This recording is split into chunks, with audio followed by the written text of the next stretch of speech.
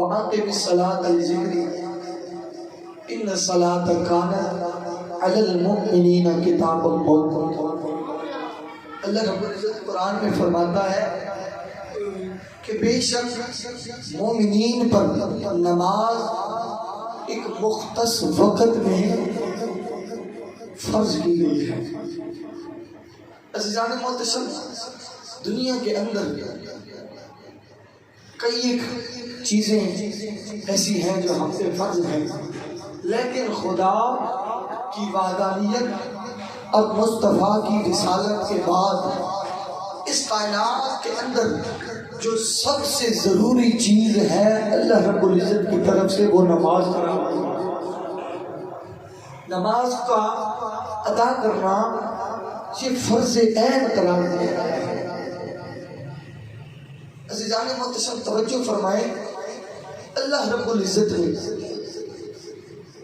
محمد مصطفیٰ کو اپنے قرب میں بلا کر معراج کی رات جو ایک تحفہ عطا فرمایا وہ سلام، اور پھر کریم آقا صلی اللہ علیہ وآلہ وسلم کی طرف سے جو ہمیں انعام ملا وہ بھی یہی نماز۔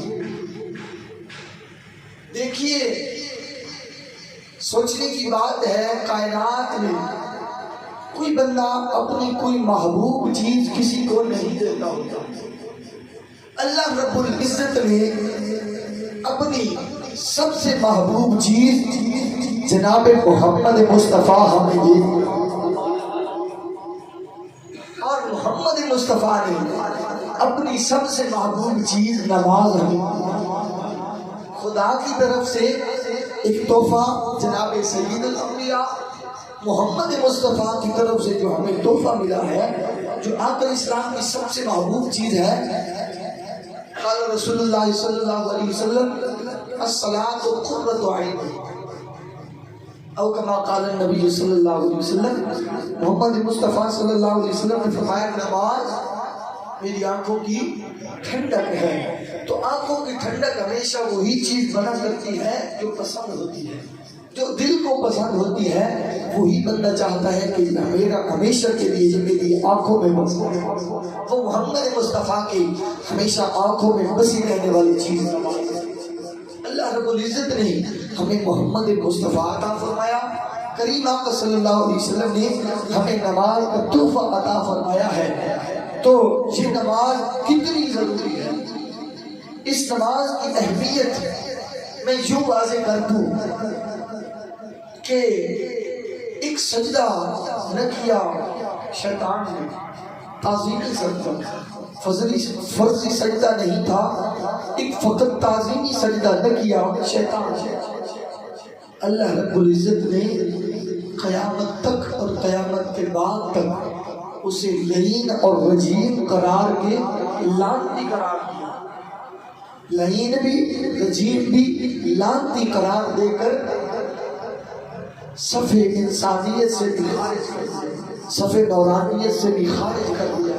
وہ ایک بندہ جو نورانی مخلوق کا استاد تھا، ایک تعظیمی سجدہ اس نے نہ کیا، ابلیس شیطان بن گیا، ایک سجدہ نہ کیا، جس کی ضمن میں، جس کے پاس کئی لاکھوں سال کے سجدے تھے عبادت کے، خدا کا خود پتنی کتنے عرصے تک اس نے حاصل کیا، ایک سجدہ نہ کیا، اللہ رب العزت نے رجیم قرار دے کر جنت سے دفع فرما دیا۔ وہ ایک سجدہ نہ کرے نورانی مخلوق کا سردار ہو کر، ایک سجدہ نہ کرے وہ رجیم ہے۔ آج جو 2 مہینے نماز نہیں پڑھتے ان کا کیا حال ہے؟ آج ہم جو 2 دن بلکہ ہفتہ، کئی لوگ ایسے ہوتے ہیں جو جمعہ سے جمعہ مسجد کے ساتھ ان کا کنٹیکٹ ہوتا ہے، کیا حال ہوگا ہمارا کیا حال ہوگا؟ بس یہ تو صدقہ مدینے والے مصطفیٰ کا ہے کہ ابھی تک ہم سلامت ہیں، ورنہ ہماری حالت نہیں ہے۔ میں یہاں پہ حدیث ہر کسی نے یہ چیزیں سن رکھی ہے، لیکن کئی لفظ ایسے ہوتے ہیں جو دل کو روح کو جھنجھوڑ کے رکھ دیتے ہیں.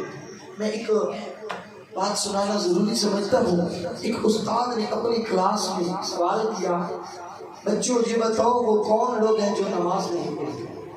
وہ کون لوگ ہیں جو نماز نہیں پڑھا کرتے؟ ساروں نے ہاتھ کھڑا کیا, جنہیں پتہ تھا. تو استاد نے ایک بچے کو کہا, بچے تو بتا وہ کون لوگ ہیں جو نماز نہیں پڑھتے؟ بچوں کے جواب سنیے گا. بچے نے جواب دیا, استاد محترم جو مر جاتے ہیں وہ نماز نہیں پڑھتے. حقیقت بھی اسی طرح ہے, مردہ کم نماز پڑھتے ہیں. دوسرے نے ہاتھ کھڑے کیا, استاد جی میرا جواب اس بچے سے الگ ہے. استاد نے کہا تو بتا تیرا کیا جواب ہے. بچے تھے, چونکہ بچے سچے ہوتے ہیں, بچے حقیقت بیان کرتے ہیں, اور انہوں نے ایسی حقیقت سے پردہ اٹھایا جو بڑوں کی بھی عقلوں کو کھول دینے والی ہے. دوسرے بچے نے کہا استاد جی نماز وہ لوگ نہیں پڑھتے جنہیں نہیں آتی ہوتی. نماز جنہیں نہیں آتی وہ نہیں پڑھتے, جنہیں آتی ہی نہیں ہے وہ کیسے پڑھیں گے؟ تیسرے نے تو حد ہی کر دی. تیسرے نے کہا استاد جی ان دونوں بچوں سے میرا جواب الگ ہے. استاد جی میں یہ جانتا ہوں میری سوچ کے مطابق, میرے عقل کے مطابق جو کافر ہوتے ہیں وہ نماز نہیں پڑھتے, مسلمان ہمیشہ نماز. تینوں جواب تینوں درست, تینوں جواب تینوں درست. اب بچوں کی قول کے مطابق میں آپ ہر ایک اپنے آپ کو سانچے میں رکھیں جواب کہ کیا ہم مردہ ہیں, ہم نماز نہیں پڑھتے, یا ہمیں نماز نہیں آتی تو نہیں پڑھتے, یا پھر تیسری بہت کڑوی بات ہم کافر ہیں, ہم نماز نہیں پڑھتے. بچوں نے جواب درست دیے نا, تینوں بچوں نے جواب ٹھیک دیے, تینوں بچوں کی صحیح جواب تھے. اور اگر جو نماز نہیں پڑھتا اسے ان بچوں کے جوابوں پہ ضرور غور کرنا چاہیے کہ تین جواب تھے, تینوں ہی درست تھے. ان میں سے میں کس کو یا تو میرا دل میرا ضمیر مر چکا ہے, یا پھر مجھے آتی نہیں ہے, یا پھر میں دائرہ مسلمانیت میں صرف نام کا مسلمان بن کے پھر رہا ہوں مومن میں. حقیقت بھی یہ مسلمان نے فرمایا کفر اور اسلام میں صرف اور صرف فرق ہے وہ نماز ہے. اور پھر کئی لوگوں کو دیکھنے میں آتا ہے, مجھے دوست کہتے رہتے ہیں کہ استاد جی اس بارے میں بھی آپ بتایا کریں, لوگ جب سلام پھیرتے ہیں تو چھوڑ کے چلے جاتے ہیں, دعا تک نہیں بیٹھتے, یہ سنتیں نہیں پڑھتے. اس دن مجھے حاجی صاحب نے کہا کہ ظہر کے وقت کچھ لوگ سنتیں نہیں پڑھتے, کچھ لوگ پہلی سنتیں نہیں پڑھتے. اور خدا کے بندو یہ جو موقع سنتیں ہیں ان کے بارے میں یہ حکم ہے, کبھی کبھار کسی مجبوری کی وجہ سے اگر چھوٹ جائے تو اس میں ایک مجبوری اگر کوئی ہو تو سنت موقع چھوٹ جائے تو الگ بات. اگر تواتر کے ساتھ سنت موقع چھوٹ جائے تو اس کا وہی حکم ہوتا ہے جو فرض کے نہ پڑھنے کا.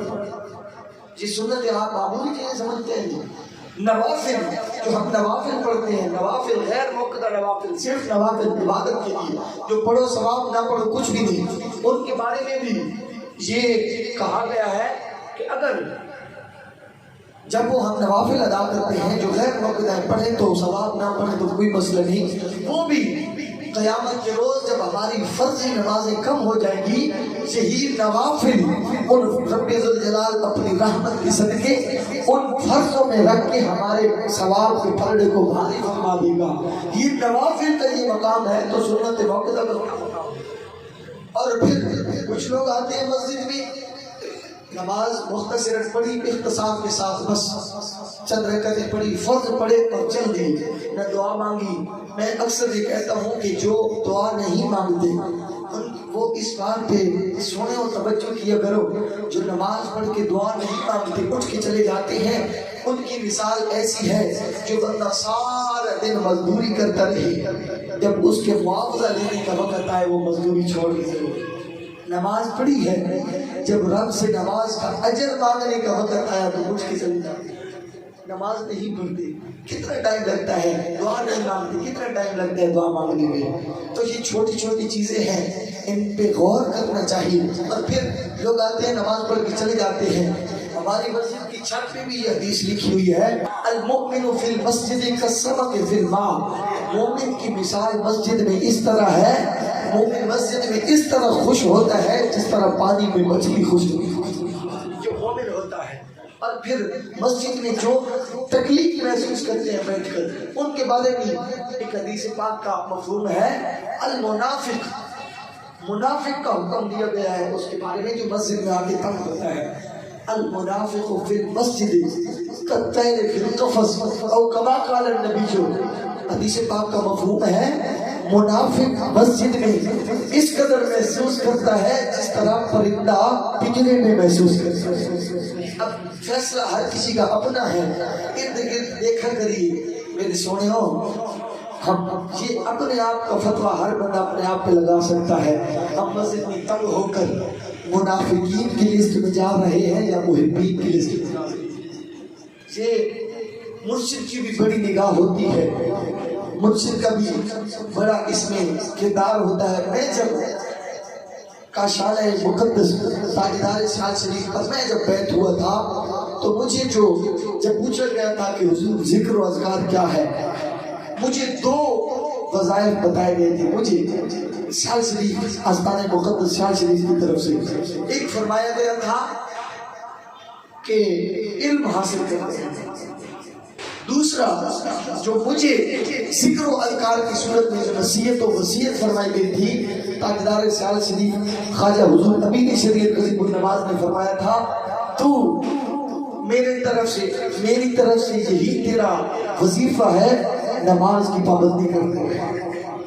مرشد کامل ہوگا تو پھر نماز آٹومیٹکلی ہو جاتی ہے. اسی لیے تو بابا فرما گیا ہے الف اللہ چمنے کی کلکی میرے من وچ مرشد لائی ہو، نفی اسمان نہ پانی ملیا تے ہر رگے ہر جائی ہو. اندر بوٹی شور مچایا تے جہاں پھلاتے آئی ہو. جیوے مرشد کامل باہو، کامل مرشد ہو تو یہ سلسلے سارے کلیئر ہو جاتے ہیں.